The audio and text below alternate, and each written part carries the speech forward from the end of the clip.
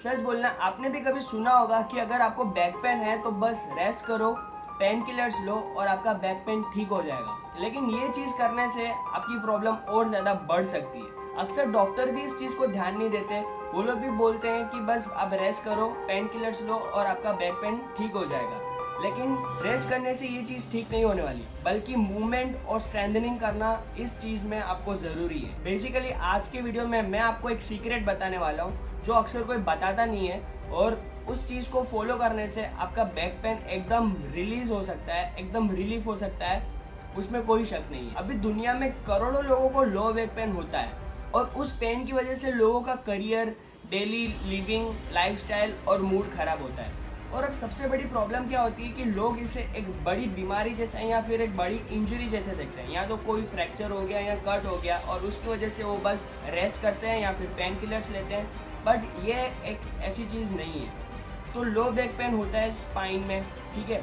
तो स्पाइन एक dynamic structure है, एक डायनामिक सिस्टम है, तो उसको मूवमेंट और स्ट्रेंथनिंग करवाना ज़रूरी है। अगर हम लोग सिर्फ रेस्ट करते रहेंगे और पेन किलर्स लेते रहेंगे तो उससे हमारे जॉइंट्स और मसल्स और वीक होते रहेंगे। तो ये पेन जो हो रहा है आपको, ये पेन का साइकिल कभी ख़त्म ही नहीं होगा। तो मतलब आपको हमेशा पेन होता ही रहेगा। जब आप रेस्ट करोगे तब आपको ठीक लगेगा थोड़ा सा कि ठीक है पेन चला गया, आपने थोड़ा सा पेन किलर लिया, आपको लगेगा कि ठीक है पेन चला गया। लेकिन जब आप फिर से काम करना चालू करोगे तो फिर से पेन आएगा। मतलब ये साइकिल तो कभी खत्म ही नहीं होने वाला। तो हम अभी कुछ प्रिंसिपल्स के बारे में बात करेंगे जिससे आपका बैक पेन कम्प्लीटली खत्म हो सकता है। अगर आप वो सारी चीज़ों को फॉलो करोगे तो आपका बैक पेन कम्प्लीटली खत्म हो जाएगा। तो फर्स्ट आता है मूवमेंट इज मेडिसिन। तो जितना आप मूवमेंट करोगे ना, उतना ज़्यादा बेटरली आप काम कर पाओगे, उतना बेटरली आपका स्पाइन ठीक हो जाएगा और लो बैक पेन ऑटोमेटिकली चला जाएगा। जो अपनी स्पाइन है ना, वो एक प्लांट है। उसको एक प्लांट जैसे समझो। जैसे पौधे में जितना पानी डालते हैं वो उतना ग्रो होता है, उतना स्ट्रेंथ आती है उसको। तो वैसे ही स्पाइन है। स्पाइन को जितना मूवमेंट कराओगे और फिर थोड़ा थोड़ा लोडिंग कराओगे, जैसे लोडिंग मीन्स एक वेट ट्रेनिंग, थोड़ा थोड़ा वेट ट्रेनिंग कराओगे, थोड़ा थोड़ा उसको मूवमेंट कराओगे तो वो और ज़्यादा स्ट्रॉन्ग होती जाएगी। तो आप बर्ड एंड डॉग एक्सरसाइज कर सकते हैं, ये बहुत ज़्यादा इफेक्टिव है। या तो आप सिर्फ एक नॉर्मल वॉकिंग पे भी जा सकते हैं जिसमें आप 10 से 15,000 स्टेप्स चलो, उससे भी आपको बहुत ज़्यादा फर्क पड़ेगा। लेकिन अगर आप सिर्फ आपकी स्पाइन को बेड पे सुला के रखोगे तो उससे आपकी स्पाइन और ज़्यादा वीक होने वाली है। अभी एक और बात बताता हूँ, second principle, core and hip strength. अब इसमें क्या होता है कि आपको स्पाइन में कब पेन होता है? तो बैक पेन तब होता है जब आपकी दूसरी मसल्स जो हैं वो वीक हो चुकी है। जैसे कोर मसल्स होती है, जैसे अपने पेट की मसल्स हैं, अगर वो स्ट्रेंथन नहीं है, वो बहुत ज़्यादा वीक हो चुकी है पेट की मसल्स, तो उसकी वजह से आपको पेन आ सकता है।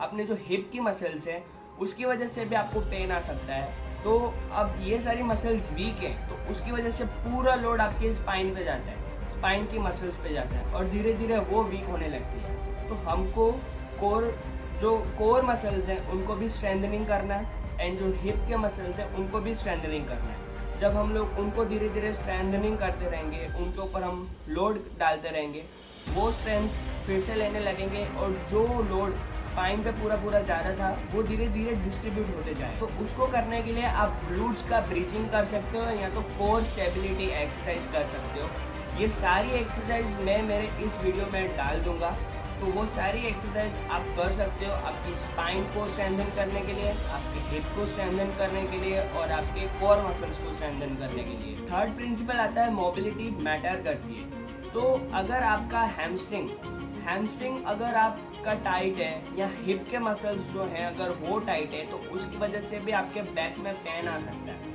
और अगर आपके ग्लूट्स हैं वो टाइट है तो उसकी वजह से भी आपको बैक पेन आ सकता है। तो आपको क्या करना है, आपके रूटीन में mobility exercise and stretching add करना है। अब ये ध्यान रखना कि ओवर स्ट्रेचिंग नहीं होना चाहिए। अगर आप ओवर स्ट्रेच करोगे तो और कोई प्रॉब्लम आ सकती है। तो ओवर स्ट्रेचिंग नहीं करनी है और आपको स्ट्रेचिंग करनी है। तो हिप फ्लेक्सर्स का स्ट्रेचिंग करना है और कैट एंड काउ स्ट्रेच करना है। हिप फ्लेक्सर्स का स्ट्रेचिंग कैसे करना है वो भी मैं मेरे वीडियो में डाल दूंगा and cat and cow stretch कैसे करना है वो भी मेरे वीडियो में डाल दूंगा। फोर्थ प्रिंसिपल आता है डोंट फियर मूवमेंट। अब जब आप मूवमेंट करते हो, मूवमेंट करने के टाइम पे आपको अगर थोड़ा सा पेन आता है तो पेन आने से आपको मूवमेंट बंद नहीं करनी। क्योंकि अगर आप मूवमेंट बंद करोगे तो जो भी आपको रिकवरी आई थी वो वापस चली जाएगी। तो जैसे अगर आप सपोज जिम जाते हो, जिम जाके आप जब वेट्स उठाते हो या फिर आप वेट ट्रेनिंग करते हो, स्ट्रेंथनिंग करते हो, तो तब भी तो आपको दर्द होता है, तब भी पेन होता है, लेकिन उस टाइम पे आपकी मसल ग्रो होती है, ठीक है। तो जब आपकी मसल ग्रो हो रही है तो वैसे ही अगर आप स्पाइन की मूवमेंट कर रहे हो और स्पाइन की मूवमेंट करने के टाइम पे आपको थोड़ा सा पेन आ रहा है, तो उस टाइम पे अगर आप आपकी एक्सरसाइज करना बंद कर दोगे, मूवमेंट करना बंद कर दोगे, तो पूरी रिकवरी चली जाएगी। तो आपको पेन से नहीं डरना, आपको पेन के साथ थोड़ा थोड़ा काम करना है, लोडिंग करना है, और उससे आपकी स्ट्रेंथ आ सकती है, आपकी स्पाइन ठीक हो सकती है। अब कुछ मिथ बस्टिंग बात करते हैं, जैसे कि मैं रेस्ट करूंगा तो कम्प्लीटली मैं ठीक हो जाऊंगा। हाँ, रेस्ट करना चाहिए, रेस्ट करना भी ज़रूरी है, लेकिन एक्टिवली रेस्ट करना है। अब जैसे कि आपने एक्सरसाइज करी और थोड़ा रेस्ट करा वो चलेगा, लेकिन अगर आप लॉन्ग टर्म बेड पे ही सो रहे हो, लॉन्ग टर्म आप बस रेस्ट ही करे जा रहे हो, तो वो चीज़ से आप ठीक नहीं होने वाले। दूसरी चीज़ आती है नो पेन नो गेन। अगर अभी आप सोचते हो कि नहीं आज तो मैं एक ही बार में पूरा अपनी स्पाइन को ठीक कर दूंगा और सब कुछ ठीक हो जाएगा, तो उस तरीके से भी नहीं होता है। आपको ग्रेजुअली आपको आपके स्पाइन पे लोडिंग देना पड़ेगा, ग्रेजुअली आपको स्ट्रेंथ ट्रेनिंग करनी पड़ेगी, ग्रेजुअली आपको आपके स्पाइन पे वेट्स देने पड़ेंगे, उसके बाद आप धीरे धीरे ठीक हो सकते हो। एक बार में अगर आप पुश करने जाओगे तो कंडीशन और ज़्यादा वर्सन हो सकती है। और कुछ को लगता है कि हम एक दो दिन फिजियोथेरेपिस्ट के पास जाएंगे, एक्सरसाइज सीख के आएंगे और हो जाएगा, या तो फिर मैं मेरे दोस्त से, मेरे फ्रेंड से, मेरे फैमिली से ये एक्सरसाइज पूछ लूँगा, उससे ठीक हो जाएगा। लेकिन ऐसा नहीं होता है। सारी की सारी एक्सरसाइज सबके लिए सेम नहीं होती है। जो कि मैंने आपको जो एक्सरसाइज बताई है वो एक जनरल एक्सरसाइज प्रोग्राम है, तो आप उसको फॉलो कर सकते हो, उससे भी आपकी स्पाइन ठीक हो सकती है, ठीक है। लेकिन सबके लिए अलग एक एक्सरसाइज प्रोटोकॉल आता है, तो एक एक्सरसाइज सबके लिए नहीं होती है। और जो मैंने आपको एक्सरसाइज दी है वो एक जनरल एक्सरसाइज है, जो आपके स्पाइन को जनरली ही स्ट्रेंथन करेगी और ठीक कर सकती है। अब मैं आपको एक 4 वीक का एक रोड मैप बना के देता हूँ, जिससे आप आपकी स्पाइन को, आपके लोअर बैक पेन को कम्प्लीटली ख़त्म कर सकते हैं, ठीक है। तो फर्स्ट वीक में आएगा जनरल एक्टिवेशन।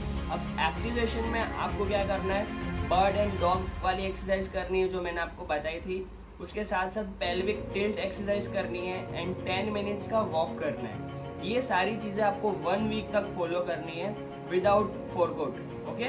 अब बात करते हैं सेकेंड वीक में। अब सेकेंड वीक में आप आ चुके हो तो आपके कोर मसल्स एंड जो ग्लूट मसल्स थे उस पर टारगेट करते हैं, ठीक है। तो उसके लिए हम लोग कोर मसल्स के लिए हम लोग साइड प्लैंक और प्लैंक जो नॉर्मल प्लैंक आते हैं वो कर सकते हैं, पेल्विक ब्रीजिंग कर सकते हैं, ठीक है, ग्लूट्स का ब्रीजिंग जो है वो कर सकते हैं। और उसके साथ साथ जो हम पहले एक्सरसाइज कर रहे थे कि bird and dog exercise, pelvic tilt and 10 minutes of walking, वो तो कंटिन्यू रहेगा, लेकिन उसके साथ साथ सेकेंड वीक में ये सारी चीज़ें भी ऐड हो जाएंगी। थर्ड वीक में लाइट स्ट्रेंथनिंग करना है। अब इसके अंदर हम लोग थोड़े थोड़े वेट को ऐड करते जाएंगे, जिसके अंदर हम हिप हिंज एक्सरसाइज करेंगे वेट्स के साथ, और स्लाइट डेडलिफ्ट करेंगे। डेडलिफ्ट भी कैसा, जो बहुत ज़्यादा भारी नहीं होना चाहिए, थोड़ा हल्का वाला डेडलिफ्ट करेंगे फॉर्म के साथ, प्रॉपर फॉर्म के साथ। अगर हम लोग कोई भी एक्सरसाइज करते हैं तो वो अच्छा ही काम करता है। और फोर्थ वीक में आते आते जितनी भी फर्स्ट वीक से लेके थर्ड वीक तक हमने जो एक्सरसाइज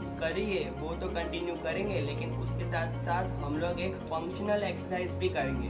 फंक्शनल एक्सरसाइज में ये आता है कि आप कोई भी काम करने के लिए बैंड होते हो, या तो फिर आप कुछ भी ऊपर से चीज़ें निकालते हो, तो वो सारी एक्सरसाइज हम इसमें ऐड करेंगे, जिसके अंदर हम लोग स्लाइट लिफ्टिंग, कोई चीज़ को उठाना है, थोड़ी सी भारी चीज़ है उसको कैसे उठाना है, अर्गोनॉमिकली आपका पोस्चर कैसा होना चाहिए, तो वो सारी चीज़ें हम लोग फोर्थ वीक में करेंगे, जिसमें आप फंक्शनल मूवमेंट्स करोगे। आपका जो डेली लिविंग मूवमेंट्स करते हो वो सारे मूवमेंट्स के साथ साथ आपकी जितनी भी एक्सरसाइज है वो सारी एक्सरसाइजेज भी करोगे। अब ये इसके साथ साथ में आपको डेली हैबिट्स को भी थोड़ा चेंज करना है। अगर आप ऑफिस में काम करते हो तो एक अर्गोनॉमिकल चेयर रख सकते हो, ठीक है। 30 मिनट्स का आपको ब्रेक लेना है। अगर आप कोई काम कंटिन्यूसली करते हो तो उसको 30 मिनट्स का ब्रेक लेके भी कर सकते हैं। और कॉन्शियसली आपके पोस्चर को भी अवेयरनेस देनी है। सपोज अगर आप ऐसे करके काम करते हो, आपके शोल्डर्स आगे ऐसे करके काम करते हो, या फिर बैंड होके काम करते हो, तो वो सारी चीज़ों को भी अवॉइड करना है। आपको आपकी स्पाइन को स्ट्रेट रखना है, जिससे वो प्रॉपर उसका पोस्चर अलाइनमेंट मेंटेन कर सके। अब मैंने आपको एक प्रॉपर रोड मैप बना के दे दिया है, एक प्रॉपर सॉल्यूशन दिया है, एक मैजिकल सॉल्यूशन दिया है। तो अगर आप इस चीज़ पे 2 to 3 मंथ्स अगर आप काम करते हो तो आप देखोगे कि आपकी स्पाइन में, आपके लो बैक पेन में कुछ ना कुछ नोटिसेबल चेंज तो आया है। तो ये चीज़ आप देख सकते हो। उसके अलावा आपको कंसिस्टेंटली ये चीज़ करनी पड़ेगी। अगर आप बीच में कर रहे हो और फिर छोड़ रहे हो तो उससे कोई फ़र्क नहीं पड़ेगा। तो मेरी एडवाइस ये होगी कि आज से आप स्टार्ट कर सकते हो। इस वीडियो को आप अप्लाई करो आपकी ट्रेनिंग के लिए। आप रोज़ इसको देख सकते हो और आप कंटिन्यूसली फॉलो कर सकते हो ये सारे रूटीन्स। और आप कमेंट में बता सकते हो कि आपको आगे और कौन से टॉपिक्स चाहिए, किस टॉपिक पे मैं वीडियोस बनाऊं, जिससे आपको पोस्चर रिलेटेड वीडियोस बनाऊं, या कैसे प्रोग्रेस करना है बैक पेन में, या back related issues, shoulder related issues या नेक रिलेटेड इश्यूज आ रहे हैं आपको, उसके रिलेटेड मैं अगर कोई वीडियो बनाऊँ तो वो सारी चीज़ें आप मुझे कमेंट्स में बता सकते हो। तब तक के लिए stay strong, stay active and अपना ख्याल रखें और सब्सक्राइब कर दें मेरे चैनल को एंड बेल आइकन को भी दबा दें एंड शेयर कर देना आपके उन सारे फ्रेंड्स एंड फैमिली के साथ जिनको अभी बैक पेन हो रहा है।